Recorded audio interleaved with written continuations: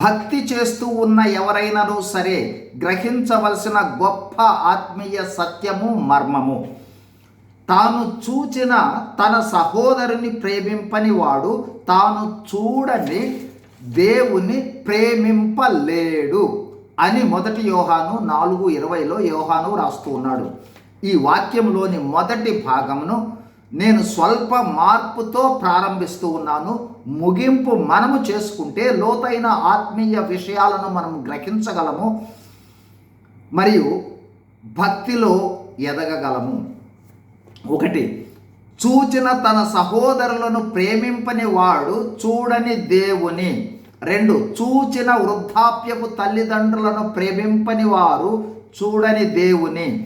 3, కనిపించు తల్లిదండ్రులకు విధేయత చూపని పిల్లలు చూడని దేవునికి. 4, చూచిన తల్లిదండ్రుల మాట వినని పిల్లలు చూడని దేవుని మాట. 5, చూచిన భర్తలకు విధేయత చూపని భార్యలు చూడని దేవునికి. 6, చూచిన భార్యలను ప్రేమింపని భర్తలు చూడని దేవుని.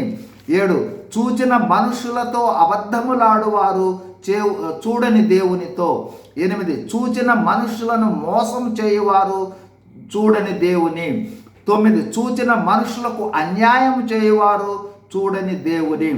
10, చూచిన మిక్కిలి అల్పులైన సహోదరులను సహోదరులను ప్రేమింపని వారు చూడని దేవుని. 11, చూచిన సహోదరులను గౌరవించని వారు చూడని దేవుని. 12, చూచిన పెద్దల మాటలను వినని వారు చూడని దేవుని. 13, సంఘములో చూచిన సేవకులను పెద్దలను గౌరవించని వారు చూడని దేవుని. 14, చూచిన విశ్వాసులను ప్రేమించని సంఘ నాయకులు పెద్దలు చూడని దేవుని. ఈ విధంగా మనకు సంబంధించి సహోదరుల విషయంలో మరియు మానవులతో మనం ప్రవర్తించడాన్ని బట్టి దేవుని ఎడల ఎలా ప్రవర్తిస్తున్నామో స్పందిస్తున్నామో అర్థం చేసుకోగలము.